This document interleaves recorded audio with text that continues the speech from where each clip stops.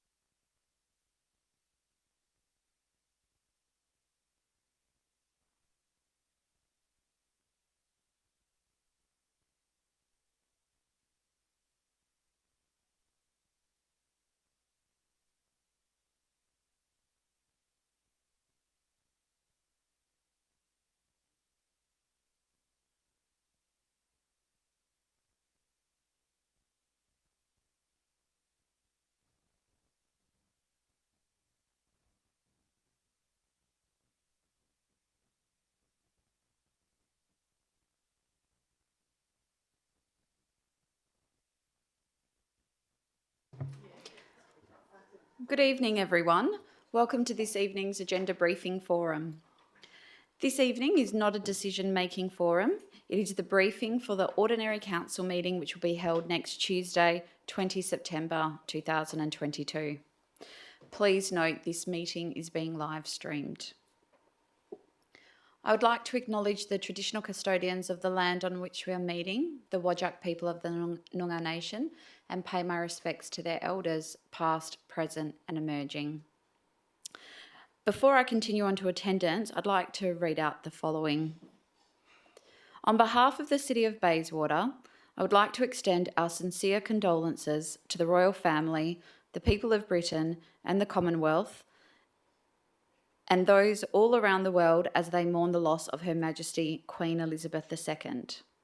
We pay tribute to an extraordinary monarch who served with honour, dignity and grace, and who put her duties as Queen above all else.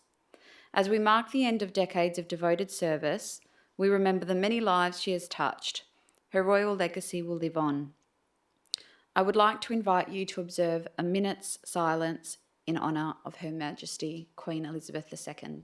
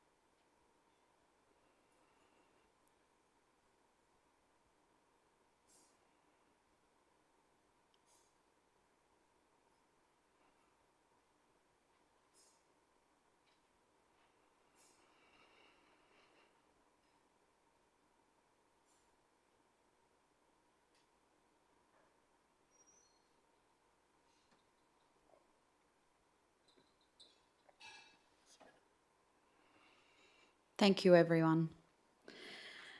I'll now move on to attendance. Councillor Clark and Councillor Earhart, Deputy Mayor, are on leave of absence. All other councillors are present in the chamber this evening. This evening we have 10 deputations. 2 have been submitted in writing and 8 will be presented in person. I'll explain how the process will work. Each person who is presenting a deputation will be invited to come forward and speak at the microphone for up to 5 minutes. As you get close to 5 minutes, I will let you know so that you can conclude your deputation. After your deputation, the councillors may have some questions for you. Once the deputations have been completed, we will go through the agenda and councillors can ask questions to the staff of any of the reports. This is not a decision-making forum. We will meet next week where the agenda will be put forward and councillors will vote on all of the items. So I'll start with the deputation list. For item 10.4.2, we have 1 deputation speaking in favour and 3 deputations, including a written one, speaking against the officer's recommendation. Could I please ask Mr. Will Thompson, who is speaking in support of the officer's recommendation, to withdraw from the meeting and just wait in the foyer while we hear the other deputations? Thank you.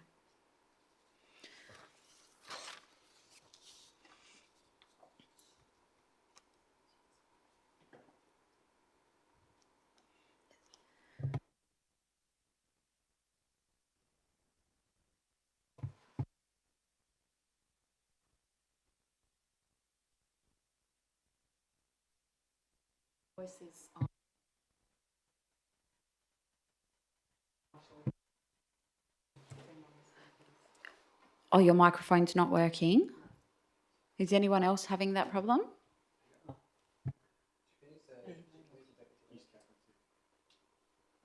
Is everyone...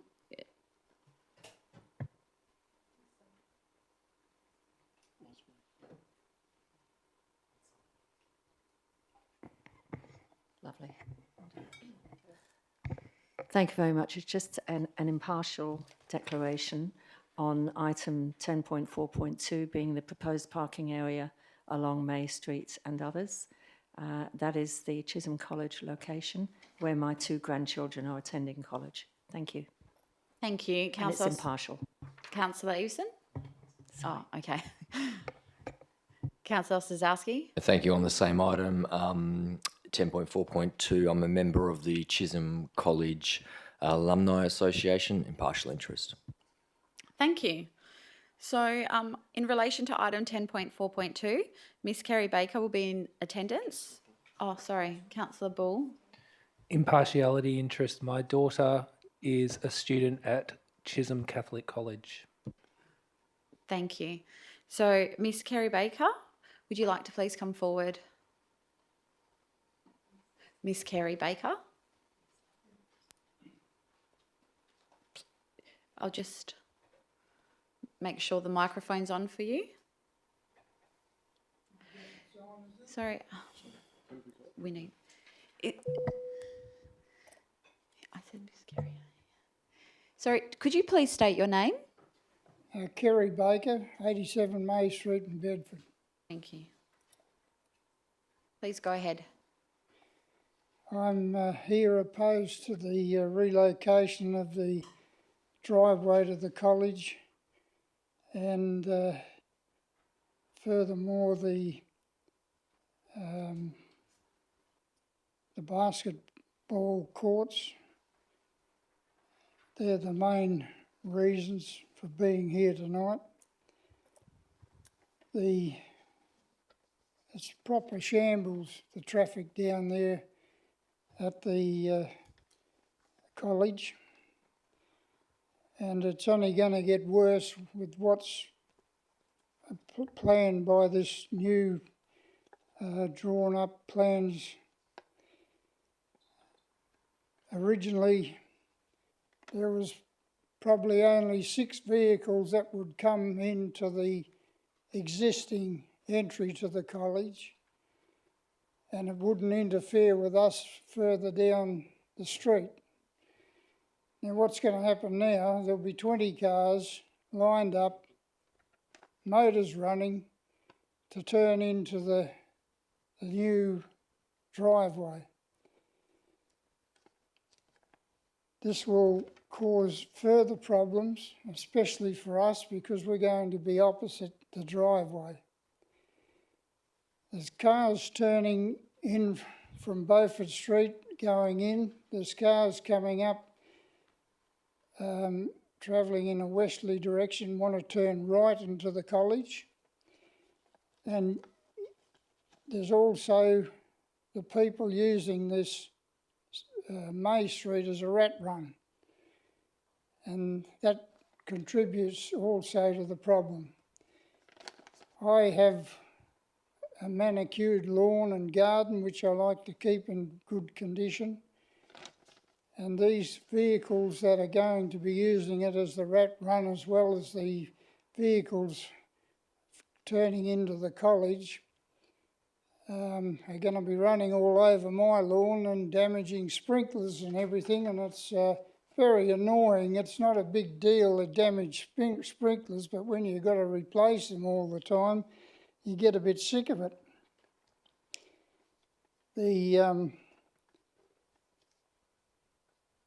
say in the report that the new driveway into the college will be advantageous, but advantageous to who? They're better off using the original existing driveway, because it won't be advantage to the college, and it certainly won't be an advantage to us ratepayers along May Street. The report identifies so many vehicles in Coode Street, so many vehicles in Beaufort Street, but there's no reference to the number of vehicles that are using May Street. So back in 2009, I asked Mr. Kenyon, the mayor, the then mayor, if he could put some calming devices down the road, because it is very bad for speeding vehicles at any time of the day or night. They did a survey and said it wasn't warranted, However, there was 1,599 vehicles used at May Street on a daily basis, and the average speed was 60 kilometres an hour. You've just got 1 minute remaining. Is that all? I haven't got wound up yet.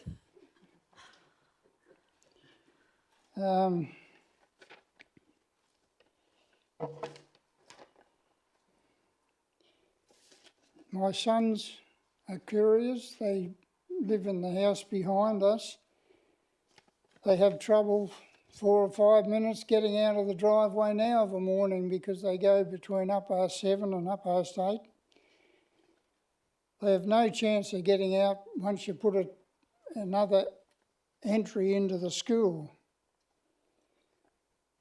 So, with the basketball being shifted down as well after the temporary parking expires, the noise from that will be horrendous as far as I'm concerned. It's currently up by Beaufort Street, and it doesn't cause us any problems up there, but they say it's not going to interfere because it's not an additional thing, it's an existing thing being shifted. Mr. Baker, you've reached 5 minutes, so would you just please conclude your deputation? Okay. I'd just like the councillors to perhaps go down there and have a look at the situation and see that this new driveway is not warranted and they should revert and stay with the old one. Otherwise we're going to be inundated with problems with vehicles. Thank you very much for your deputation. I'll just see if councillors have any questions for you. Are there any questions? No? Thank you very much. In relation to the same item, 10.4.2, Mr. Victor Chung, if you could please come forward. He doesn't appear to be here. Is Miss Lu Chung here? That one's written, but I did mention in my application to Sydney that I would probably speak on their behalf, and I didn't know they were going to come, and obviously they haven't been. oh, okay. Thank you. So So you're speaking on behalf of them. Yeah, their views are the same as mine, and Mrs. Chung is of the opinion that this new driveway is there to cause annoyance to her. The fumes from the vehicles drift out over and they idle in the driveway of the new driveway if it was permitted. You don't allow passive smoking. You don't want to be sucking in passive smoking, and you don't want to be sucking in the fumes of vehicles. Yes, understand. All Thank you, Mr. Baker. right. Thank you. Councillors, we've all received a written deputation from Miss Lu Chung on the matter as well. So I'll now, if I could please, Mr. Baker, sorry, if you don't mind leaving the room while we ask the Mr. Thompson to come in and give his deputation. What do you want me to do? If you don't mind just waiting in the foyer while we bring Mr. Thompson in to give his deputation.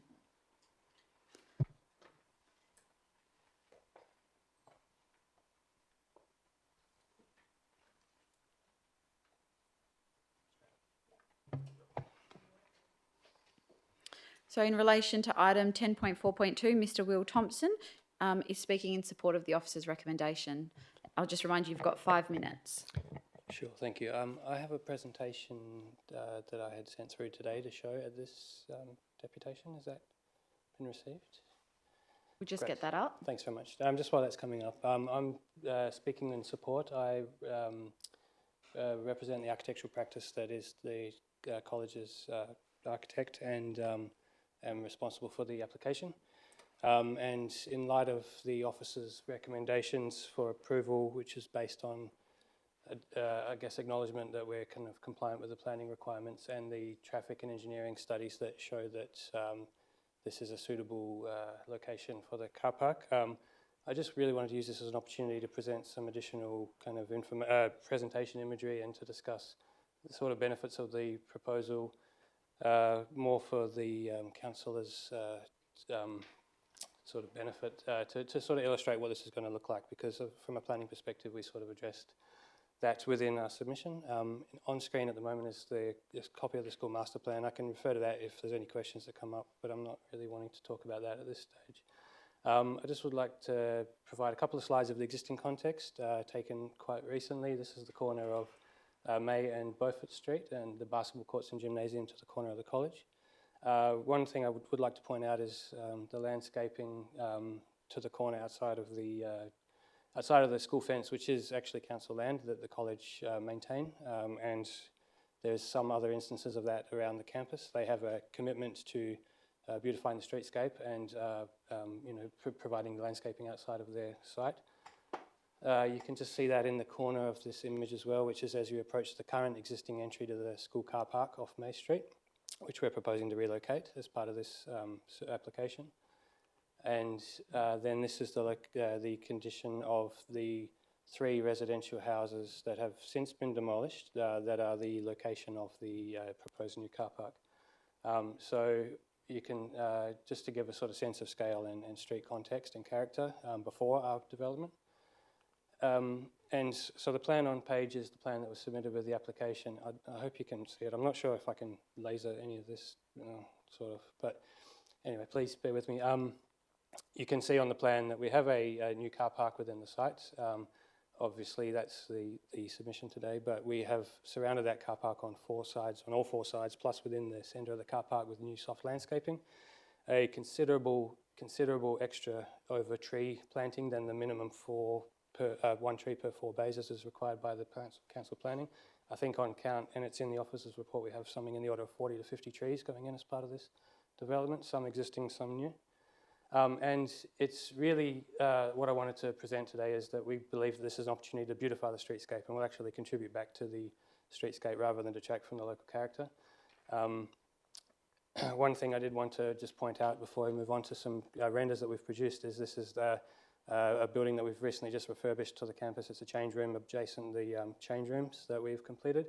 Acknowledging, as we had in the master plan, that this was intended to become a new face to the campus, and knowing that at some point we would be seeking to open the campus up to May Street, we've provided some additional architectural articulation to try and make sure that there's a welcoming entry to the college as part of this reimagining of May Street. I show that now because as I move on to the renders that we've created, you can just pick that up probably in the back of the render, the sort of red and yellow stripes just to the right-hand side of that gymnasium. Again, it becomes a visual component of the sort of streetscape and part of the street character, and thus we were cognizant of making sure it wasn't an unsightly backdoor building when we developed it. But what I do want to also point out is that the trees and things in here are not added ad hoc to make it look better and beautiful, more prettier than it is. It's the actual numbers of trees, it's the species of trees that we've located. We've worked with the landscape architects. You've got 1 minute left. Thank you very much, I don't have much to go. And you can see here the old car park crossover that we're replacing becomes a new pedestrian entry for students to come, also to increase bike travel to the school. So we're trying to improve bike traffic to the campus. As we move along the elevation, and these were where those houses were that have been demolished, you can see that we've got a 6-metre landscape verge to the car park with trees and a palisade fencing. Again, it's not going to be just a sea of cars and asphalt to the sort of street and the local residents' outlook from the houses. As we come up to the new car park actual road and entry to May Street and looking back towards the way. So, you can see we're putting a lot of energy into making sure that this car park is actually beautifying the streetscape, not detracting from it, and not detracting from what was previously and currently there. This is the last slide. It's really just to kind of further what I touched on earlier about the campus's commitment to landscape. The top left image is landscape outside of their admin. It is completely on council land. They maintain that. And it is a really attractive piece of landscaping that they maintain. They're quite proud of that, and that's what they're proposing to do to this street verge as well. So we're not sort of suggesting or requesting approval to put a barren street verge between our site and the local street. We're going to be developing a landscaping language in line with what you can see in these images and what's happening around the campus. So Thank you very much for your deputation. I'll just ask councillors if there are any questions. Councillor Sasaki? Thank you.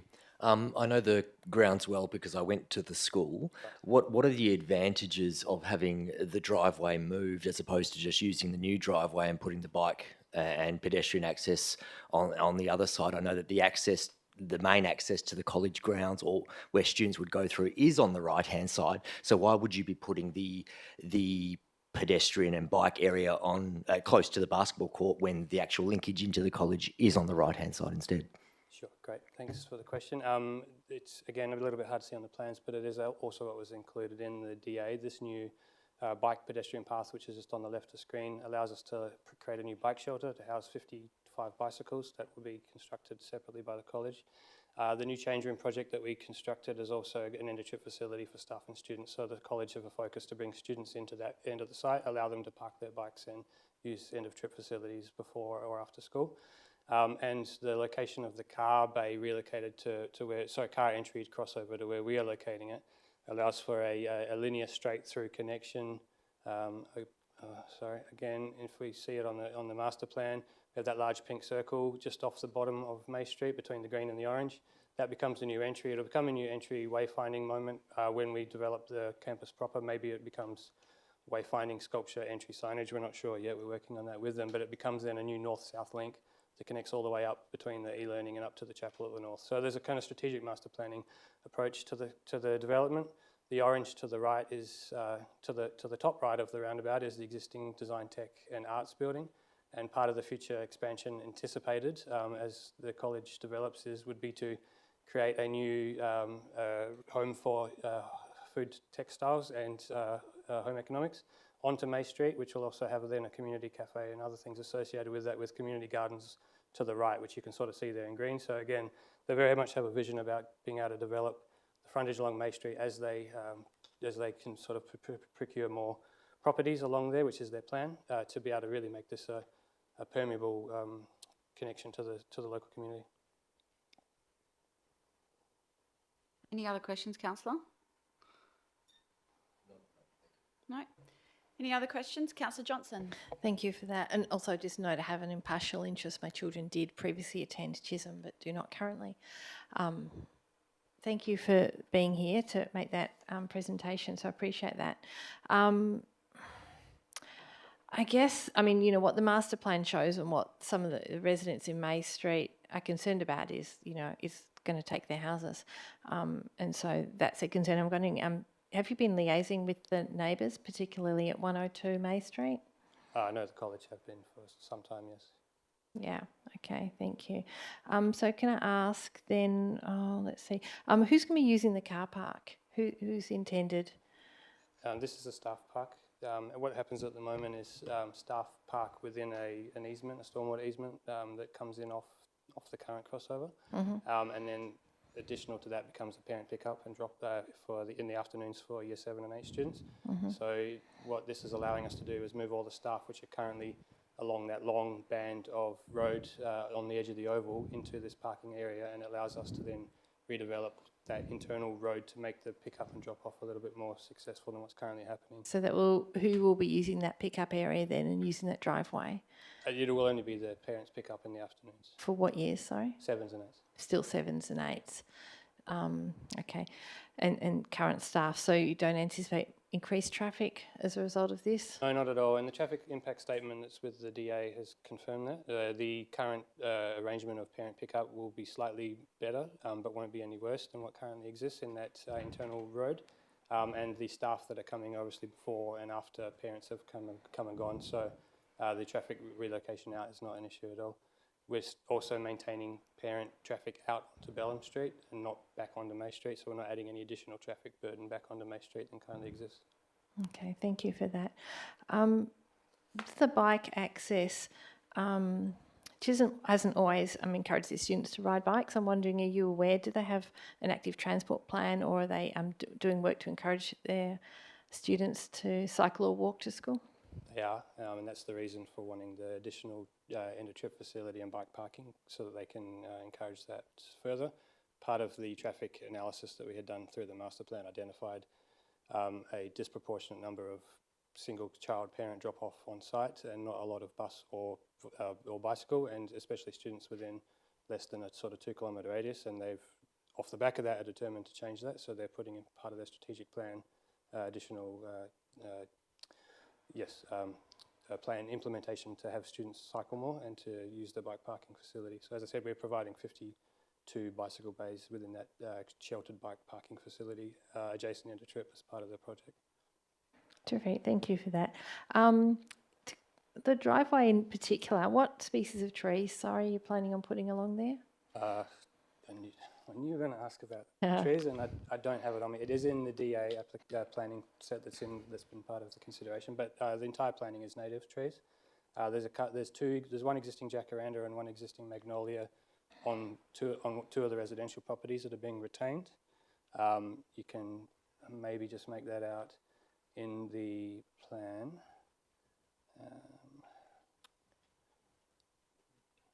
Sorry. I think it's frozen. Would you be able to try and get to the next slide, please?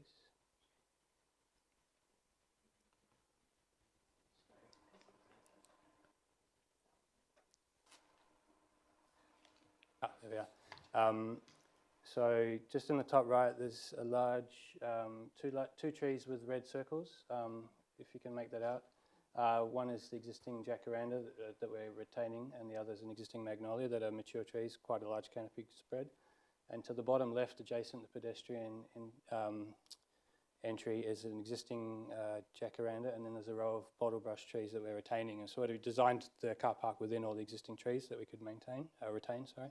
The large red circle in the middle is a box tree that was not fit for purpose, that's in the back of one of the properties that has since been removed. So yeah, with the new planting is going to be following the college's native planting species approach, but for those couple of exotics that we're retaining, just given their size and existing stature. Thank you. And just one last question. So what consideration, or can you explain the reasoning for putting the driveway where it is alongside an existing neighbour rather than further away? It provided some benefit in terms of being able to create a separation between the sort of parent traffic coming in and staff parking and also the students. So it made a lot of sense from a traffic flow perspective. It also provided the opportunity to create, as I said, the separate bicycle entry adjacent the change rooms. But there's also future plans for what they might do on the basketball courts on the corner of Beaufort and May Street, which is obviously that's a master plan vision that's however many iterations away, and they wanted to make sure that whatever that development had pedestrian access alongside of it, not a divisive car road. So that's the reason to relocate the road. So. Thank you for explaining that. No worries. Thank you. Any other questions? No, thank you very much for your deputation. Thank you very much. Cheers. So if we can just open the doors. So we'll now move on to item 10.4.4, which is proposed refurbishment and additions to Maylands Peninsula Golf Course and club rooms. Mr. Daniel Lees will be in attendance speaking in support of the officer's recommendation. If you could please come forward.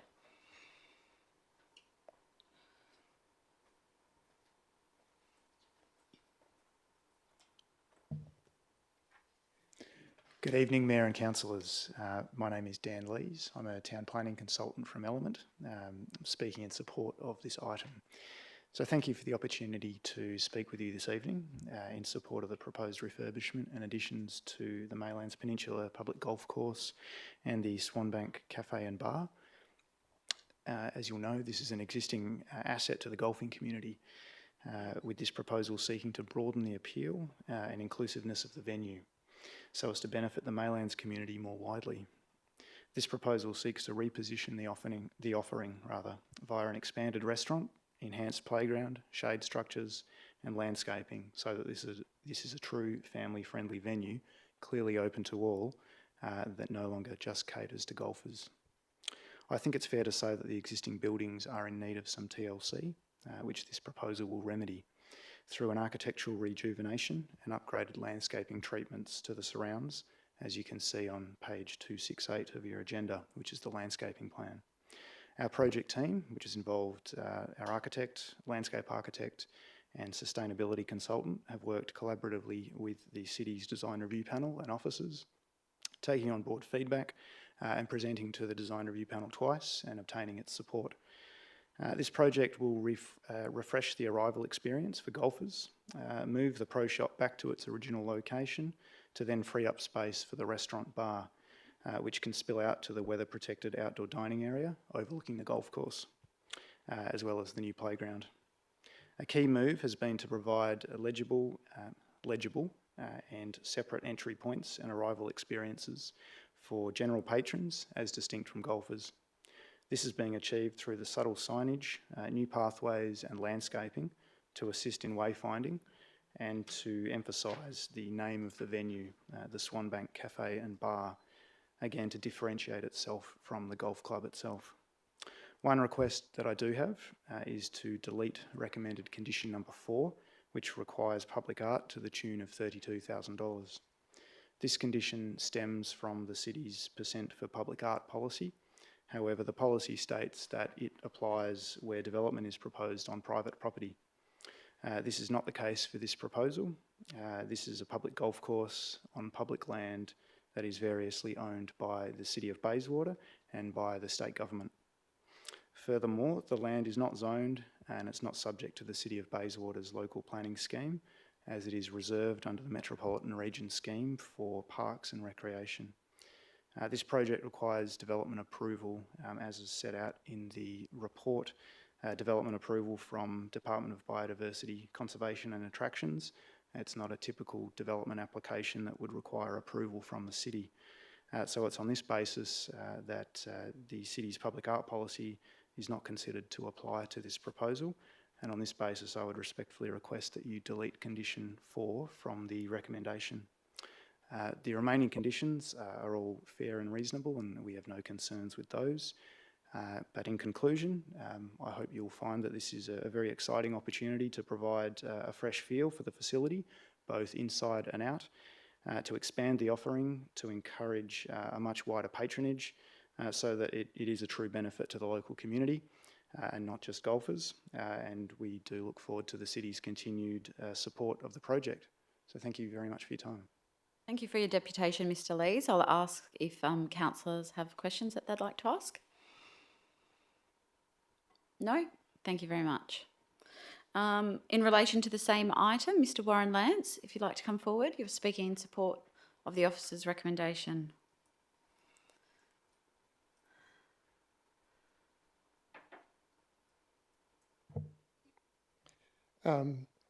Sorry, Warren Lance. I live at 21 Water Vista Place in Maylands. Yes, we are supportive of there being an upgrade. I mean, I've known the course and the clubhouse for 29 years, and there's only been tokenism done to the premises. The main thing that's happened in that time is I closed the pro shop because Donna left, and no, Nigel was never going to upgrade it. But there are some items in there that we are concerned about that are in the detail. For example, they talk about the signage. I mean, at the moment, the sign coming in off Peninsula Road down Swanbank talks about, or has the sign up as Maylands Peninsula Public Golf Course. The current sign outside the front of the premises says exactly the same thing. It just adds the words conference centre and cafeteria or cafe. Now, the new signs out the front of the property describe it as Swanbank Tavern on 2 signs and Peninsula Golf Club on the outside of the building. Now, I don't know whether you guys have considered this, but golf club has a different connotation to a public course.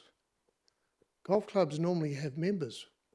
Members normally pay an annual fee which gives them rights to play the golf on the course.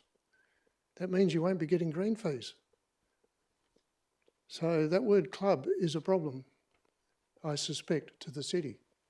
Okay, not my problem, but it could be your problem. One thing we do have a problem with is the hours of operation and the noise. For example, if you read that acoustic report and the submission that was put in, they're going to have 85 decibels up till 10 o'clock every night of the year. That's in their submission. Now, yes, they say there's an acoustic report that scales it back to 57. I can tell you for a fact, we live, 200 odd metres from the clubhouse? For example, we hear the stadium. If there's a concert at the stadium, we hear it. Every time there's a siren at the stadium, we hear it. Now, I don't know whether you guys are aware of this, but noise is a factor for the police. The advice we've had from them is that if there is a noise factor and it is affecting us, like it's more than 40 decibels or normal sound to us inside the house, we can contact the police. They come and tell them your noise is excessive. They keep doing it and they've got to go back. They can confiscate their equipment. Now, both of those are a challenge to you. One thing we are concerned about that's related to the trading hours is the so-called tavern licence. Now, a number of us have asked for a copy of it and we've been told that's confidential. I'm sorry, that's ridiculous. That clubhouse is owned by the city. The city must be a party to the liquor licence or it wouldn't issue because they're the owner. Why is that confidential to us, the ratepayers?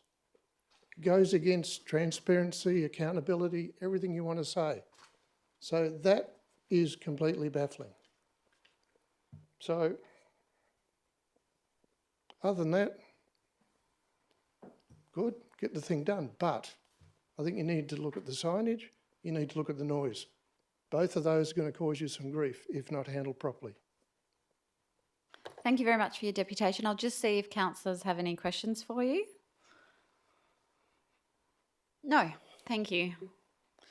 Okay, we'll now, councillors, the next item is 11.1, Councillor Georgia Johnson differential rating. Mr Steve Chloe has submitted a written deputation against the notice of motion, so that's been distributed. We'll now move on to the next one, which is in relation to item 11.2, Councillor Ellie Peterson-Pick personal trainer permanent applications. Mr Tim Karajas? Karajas. You're speaking in support. Yes. This is on. Hi, I'm Tim Karajas. I'm a City of Bayswater resident and the owner of Extension Fitness, which is a small family business offering outdoor group fitness classes in the city as well as other places. Many residents in the city want to have high quality fitness services near their homes, and the health benefits of exercise are obvious, and I'll not speak about them here. I do, however, draw your attention to the fact that many people value year-round classes at outdoor locations because that's the thing which motivates them to exercise, more so than attending a gym or doing some other activity under their own steam. So I wish to commend to you this motion as a piece of necessary reform to the policies of the council. Enacting these changes would bring the city's practices in line with other metropolitan councils and make operating in the City of Bayswater much more attractive to fitness business operators. Presently, there are comparatively few outdoor fitness operators in the area. This is very likely to be as a result of the excessive cost to operate in the city compared to other councils. My cost to operate in the City of Bayswater are currently about 200 to 300% of what they are in the town of Cambridge, which has very similar policies to other metropolitan councils.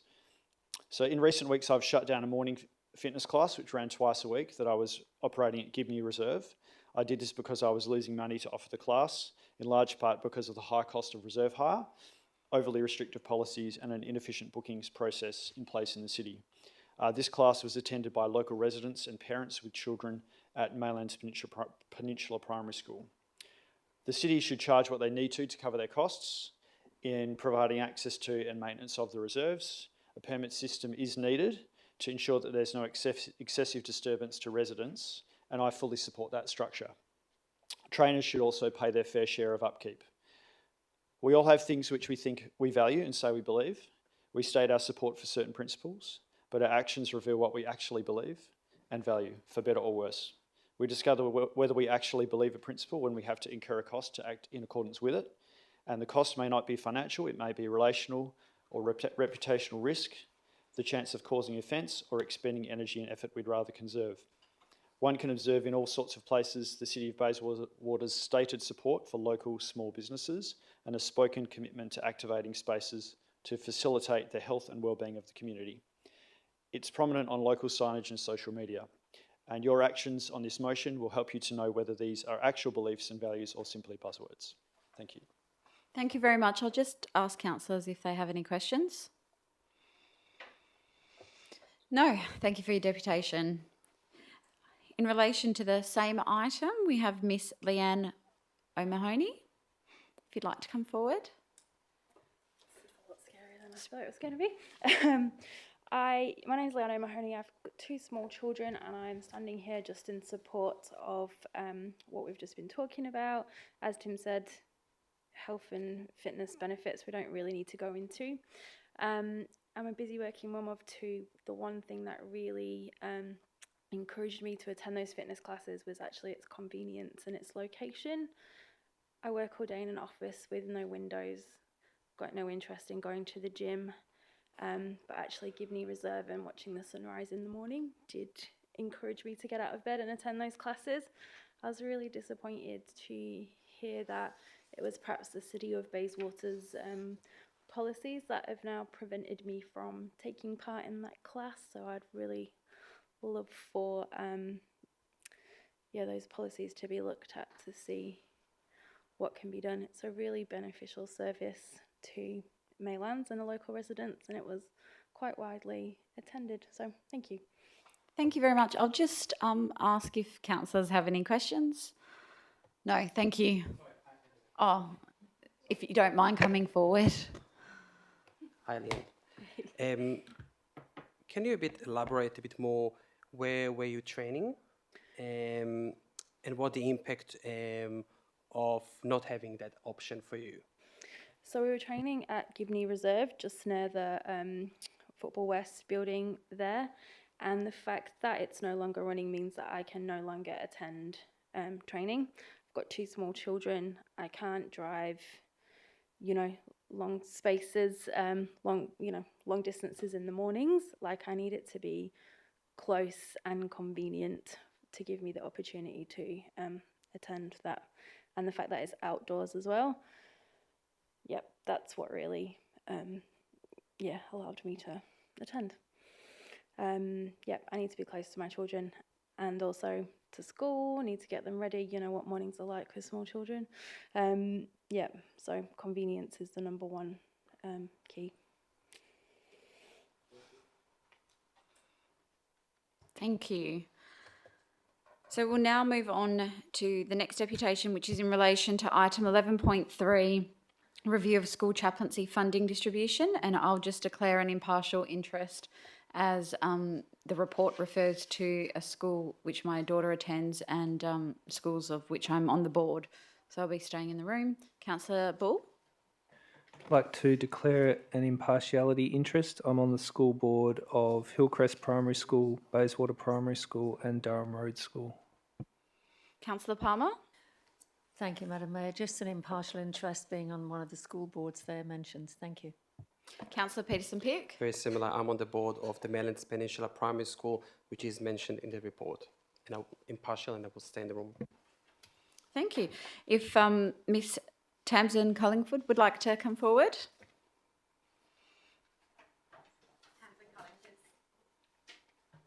Yeah, great. Thank you. Tamsin Cullingford, CEO of Youth Care Australia. Thank you for this opportunity to formally respond to the motion that has been passed regarding redistribution of chaplaincy funds from Youth Care in its support of schools within the City of Bayswater. At Youth Care, our purpose is to support the wellbeing of public school communities. We provide services which focus on mental health, relationships and wellbeing, and we do this through both programs and one-to-one sessions run by our chaplains. Chaplains work in the promotion, prevention and early intervention end of the wellbeing journey, and they are a critical component of the wider student services team within our schools. Chaplains are professionally qualified.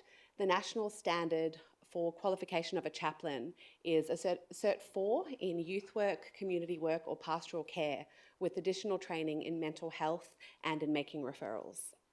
But more than that, youth care chaplains bring both their qualifications and their experience to bear in their commitment to the physical, social and emotional wellbeing of school communities. The average youth care chaplain is 40 to 50 years of age, female and bachelor degree qualified. The City of Bayswater has actively enhanced our support of school communities within the city, the students, their parents and the staff for more than 11 years. Our chaplains are part of that community, supporting communities through the tough challenges, through study stress, relationship issues both at home and on the playground, and even over the last few years in the issues that have blindsided us through COVID. Youth Care is a WA-based organisation with strong community connections throughout the state, from One Arm Point to Esperance and everywhere in between. Our local knowledge and established relationships were and remain critical to the success of the programs that we run. As I'm certain you know better than anyone, local knowledge and relationships with people you trust go a long way in establishing, building and enhancing the outcomes. This is particularly true when we're talking about building trust with students and school communities, and we're talking about wellbeing outcomes in school communities. Again, that word community is a key consideration. Our chaplains leverage relationships in the wider community, both inside and outside of the school, because they are part of the wider community. Through our recruitment processes, many of our chaplains are locals. They live, shop, and are part of the City of Bayswater community. They understand local concerns and individual circumstances, and they use those to help inform the support that they give. Youth Care is also an organisation that has been successfully supporting WA communities for over 50 years. We have 450 staff and over 300 volunteers that service more than 600 school communities across the state. So Youth Care chaplains are part of that large not-for-profit organisation that can utilise long-standing relationships and experience, but that also has the capacity to train, develop, supervise and support our chaplains. In providing that to chaplains, we also provide that to the local school communities. Youth Care also has the capacity, the experience and the desire to support and assist local schools in managing and applying for grants. By doing that, we ease the administrative burden on individual schools, but also on local councils in having one grant application rather than several. This is only possible because we can leverage economies of scale to drive up the value of every dollar of funding that we receive. In fact, for every dollar of funding that Youth Care receives, we return $1.95 of value to school communities. In the City of Bayswater, over the last 12 months, that value has been in the form of 98 wellbeing programs, 49 social and emotional learning programs, 6,415 breakfast club meals, 723 formal conversations with students, innumerable informal conversations with students, families and staff, and considerable connections with local support services such as NDIS, GIVIT, Food Bank and many, many more. Ms Cullingford, you've got 1 minute. Thank you. These are the numbers that really count towards supporting the City of Bayswater and your schools. So I think we can all agree that there's no debating the value of the services, programs and support that Youth Care chaplaincy provides to your city. The motion itself does not disagree with that statement. But if the motion after due consideration was to pass, we feel that the wealth and value of that 50 years of experience, local knowledge and understanding of your schools would be greatly diluted. Thank you for affording me this opportunity to share the great impact that the Youth Care school chaplains have in your schools. And I trust that you will give careful consideration to continuing the legacy of your support to the City of Bayswater through Youth Care. Thank you. Thank you very much. I'll just ask councillors if they have any questions. Councillor Peterson-Peake. Thank you for coming here tonight. Just a few questions. So what aspect in the motion you are opposing to? So part of the motion is around reviewing the school chaplaincy program with the view to redistribute funds specifically to schools. Because of the economies of scale that youth care provides, because of the training, supervision, development that we have for our staff, because of our very stringent recruitment processes, we have managed over 50 years to guarantee quality in terms of the chaplains we provide, and that's been displayed in the outcomes that significant numbers of independent research have showed. If the money is redistributed to schools, and that might be in a number of different ways, many schools will still choose to use youth care, so that may not change, but it will dilute the funding to each school. So currently the funding goes to 4 schools, 3 high schools and 1 primary school. The original intent for why those schools were chosen was partly because high schools tend to have more significant challenges that chaplains can have a greater impact in. The Maylands Peninsula Primary School is the largest of the primary schools in the area, so that was the original intent. What the funding means is that you can have extra days of chaplaincy. If that was to be spread across all of the schools might not have the same impact. They might not all be able to increase the number of days of chaplaincy. They might only get 4 hours of extra chaplaincy, which is a very difficult thing to do. If schools were to recruit independently, which some schools might like to do, recruit a pastoral care worker or a chaplain independently, that then is subject to some greater challenges for the school specifically. But also, one of the biggest things that we've had in feedback from our principals and our students through some of the independent research that we've seen is that having a chaplain who is not part of the school, in terms of they're not an employee of the school, provides a level of separation that means they're a safe place for both families and staff to talk to. Thank you. I have another question. It might be a tough one for you, but I think it should be asked. Why does youth care or any similar chaplaincy provider need to be a religious-based provider? Why can't it be a secular one, non-religious one? Yeah. Look, currently that's because that's part of the project agreement, but we know that the Federal Education Minister has made an announcement that there's a review of that to extend it to pastoral care workers. I think there's all people can do good. Youth Care specifically is a Christian organisation. We don't hide that, it's undeniably so. We employ people who align with our values and who and I think any successful organisation does that, whether it's a mining organisation or a chaplaincy organisation. One of the most critical success factors in any organisation is values alignment, and I think you would all know that. So for us, we employ people who align with our values. We happen to be a Christian organisation, so those are the people that we employ. Thank you for that. And I did hear positive feedback about youth care. I just wanted to mention. Thank you. Any other questions, councillors? Councillor Johnson. Thank you. I have a question as well. Thank you for coming along tonight. So, yeah, I mean, I'm sure all schools will be very happy to have a person in their school that doesn't have a teaching load. I have no doubt. I hear good things of the work that chaplains do. But I am, you did. Obviously, Youth Care is a Christian organisation. I'm just wondering, can you tell us what are the requirements for the chaplains to be part of your program? And do they have a requirement to attend a particular faith organisation? So we probably, nationally, we probably have the toughest recruitment processes of any chaplaincy organisation, because we've seen over 50 years that it's not just about qualification, but it's about fit.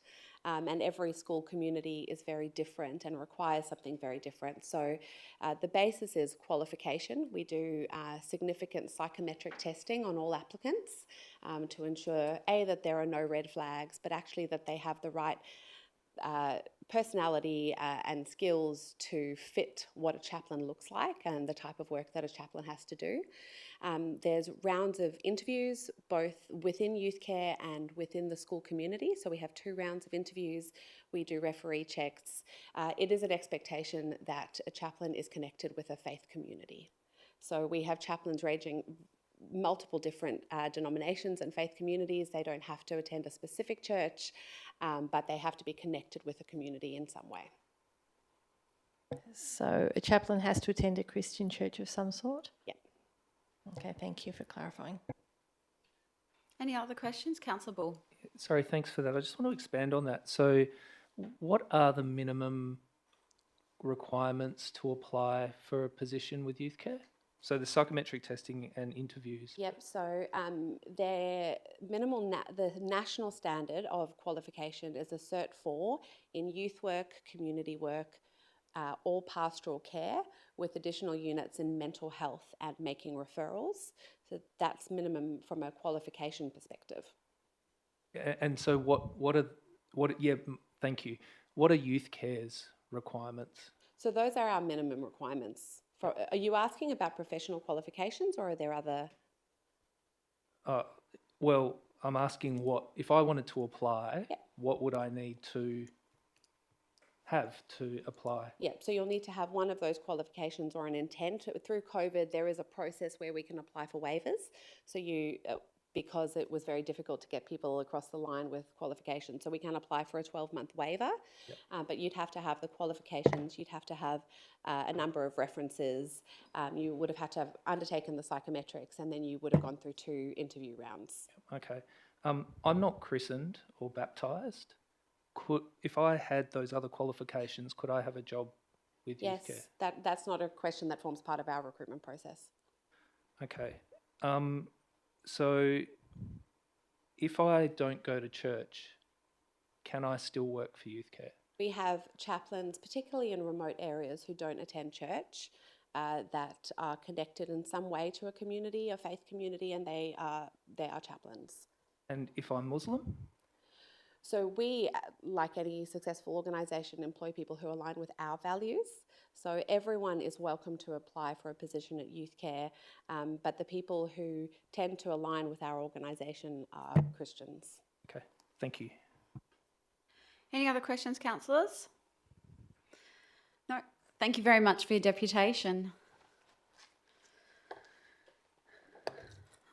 So that's all the deputations. I'll now ask for questions on items that were subject of the deputation. And I believe Councillor Johnson, you've got some questions on 10.4.2, which is the proposed parking area. Yeah, thank you.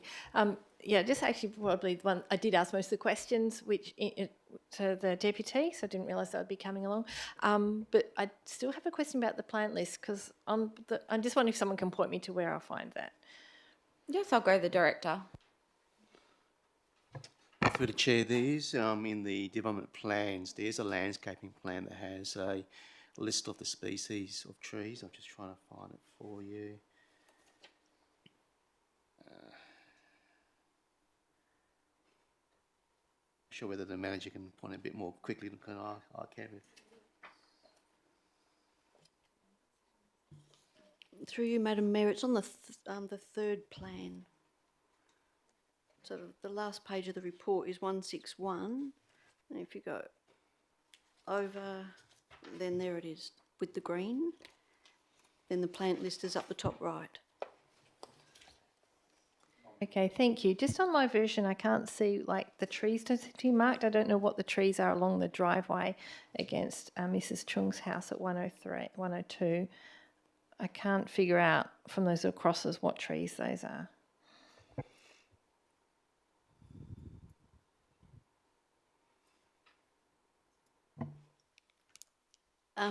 Through you, Madam Mayor, I actually can't read them myself. But when I was listening to the deputation, they didn't seem to align with what the landscaping plan was saying when I could expand it on the iPad. Can we perhaps take that question on notice? Yes, of course. Thank you. Any other councillors with questions on this item? No, thank you.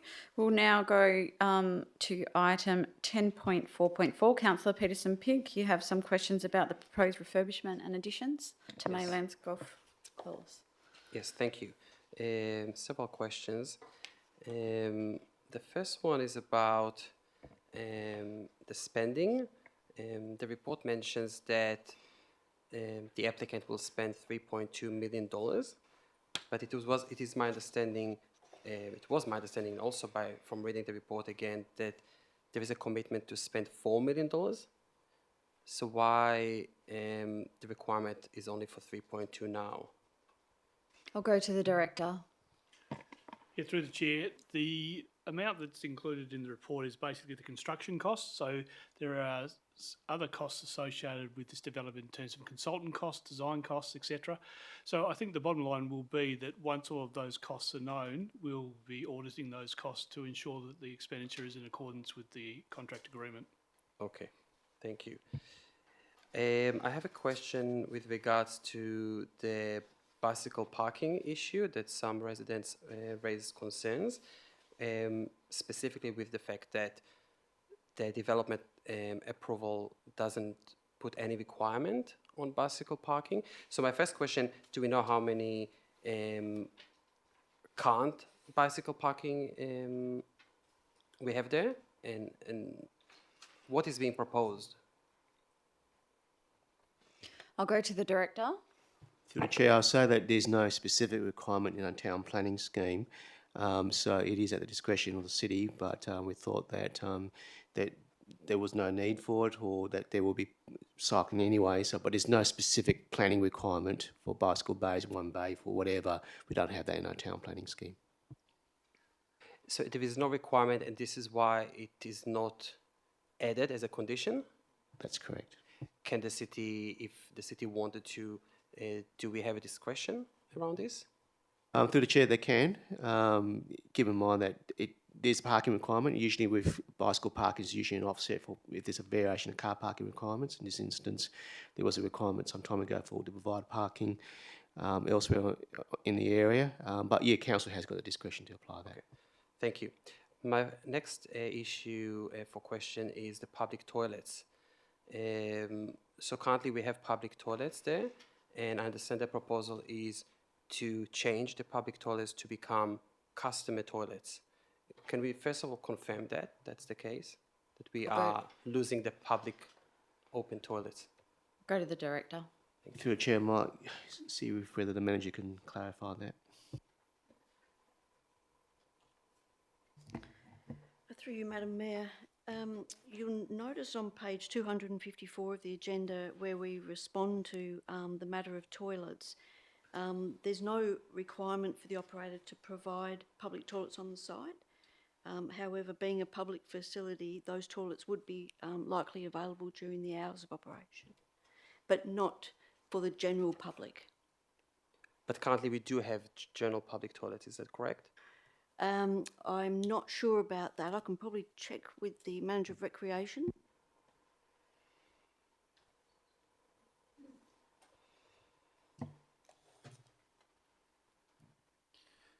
There's currently external access to the toilets on site, and they're signed as toilets to passers-by, but there's nothing to denote that they're official, bona fide, adopted public toilets. It's just a legacy that they've been perceived as public toilets. Thank you for that. With regards to the legacy, it was my understanding from quite some time ago that there was, it was an issue, I don't know when, and it reached council level, and there was a resolution at some sort to have public toilets at the golf club. Is the city aware of kind of agreement with the community in that area that we will always have public toilets there? I'm not aware of that issue being raised with council, but we can check our records, of course. That would be useful. So moving on, why isn't the city concerned about the removal of public toilets that might serve those who might use this area? Because there aren't any other public toilets in this area.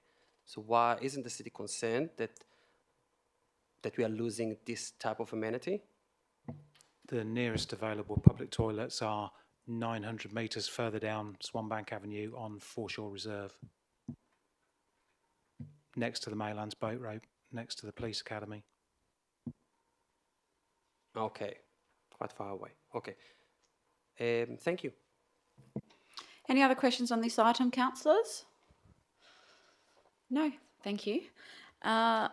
So that's all the questions I've been advised in terms of items that were subject to a deputation.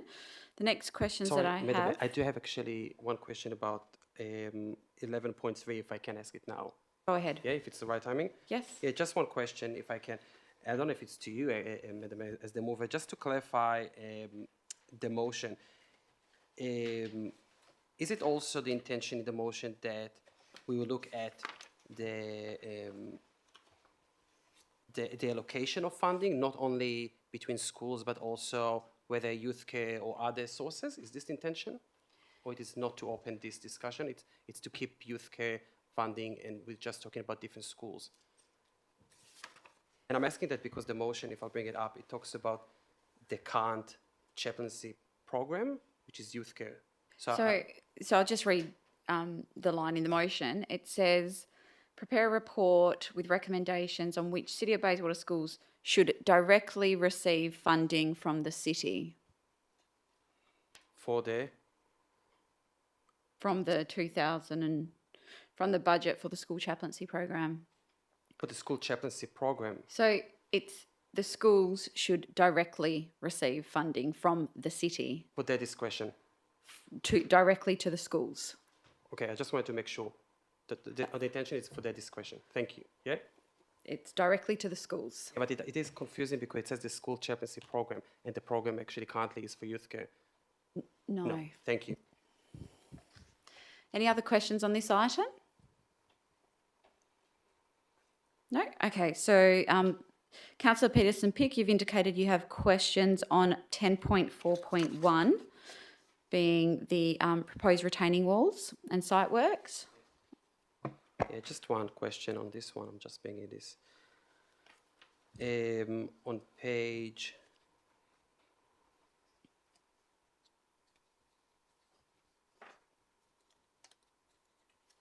So it becomes kind of... Here you go. The page 38 and 37, when it starts the officer's comments and we have the assessments. My question is, for example, if we go to on the left, setback to boundary required, and it says required nil up to 2 meters, and then provided nil up to 0.2 meters, it says variation. So my question, why that is not compliance? Because they are in the range. I'll As I read it. I'll Yeah. go to the director. Through the chair, I'll say that there's, depending on the height, because of the grading of the site, the height, hence the setback of the retaining wall, will vary from point to point. So the first set of requirements, which is the requirements, is to cover that range of what's actually required. So it may range from nil up to 2 meters, but the actual provided is actually nil to 0.2, 20 centimeters. So that's where it's a variation, because it could be at a particular point, it could be required to be 1.8 metres for argument's sake setback, but at that point it's only 0.2 metres. Okay, thank you. Any other questions on this item? If not, we'll now move on to, we've got 10.5.1. Councillor Johnson, you have some questions in regards to the Watley Crescent East permanent closure? Thank you. Yeah, just one question. So on page 366 of the one of the versions that I've got, talks about under some of the notes about temporary closure of Watley Crescent. It says it should be noted that so second paragraph down under the map, it says it should be noticed that pedestrians and cyclists, including via the relocated temporary PSP, would still be able to move through this area of Watley Crescent. So we're talking about the little bit in front of the shops. Is the PSP being relocated back there? I'll go to the director. Through the chair, yes, it is. It's being relocated back there. You may have noticed that down the end near King William Street, there's a bit of a path on a new concrete path that's been constructed. So they've constructed that, so that's the people, the PSP riders will come onto that section of path. Then they're going to have to go onto the path in front of the shops, but that will be barricaded separately. So the path will have barricades separate to the pedestrian traffic, keeping in mind that when bicycle traffic was going down there before, the footpath width was constrained even more with the barricade in, so it should be better than it was before. Still not ideal. There are a number of options looked at, but this was the best one that we could come up with, given that they're closing the crossing point across the rail. just near Hamilton Street, so they have to go somewhere else. So we looked at alternatives to send them back down towards Olve Street and all other alternatives, but as you know, cyclists just wouldn't do that. They're going to take the most direct route they can, so this was chosen as the most preferable option in a bad bunch. Okay, thank you for clarifying. Can I have a follow-up question? Thank you. So it's going to be, what sort of separation is it going to be between the PSP and the pedestrian shop access? Sorry, through the chair, I think it's bollards. I don't think it's full barricades because there's not a lot of space there. Because you don't want to take up the space, you know, the limited space with a full wide barricade. So I think it's mainly bollards, line marking, etc. Okay, thank you for that. Any other questions on this item? No? So that's all the questions we've been advised of in advance. I'll ask councillors, are there any other items you'd like to ask questions on? No? I have just been advised that item 14.1.3, titled Land Matter under separate cover, been advised that the item has been withdrawn and will be included in the agenda for the OCM of the 25th of October. I'm just going to go to the CEO. So, councillors, that item was withdrawn within the last 24 hours. Now, we're happy to give you a bit of a brief update, but noting it is a confidential one, we will have to go behind closed doors, and I can ask the director just to give you a brief update. If you don't want to receive an update tonight, then we could put a memo or email out in the morning, just providing you with that information if you like. I think I'm happy to go behind closed doors so we can receive it tonight.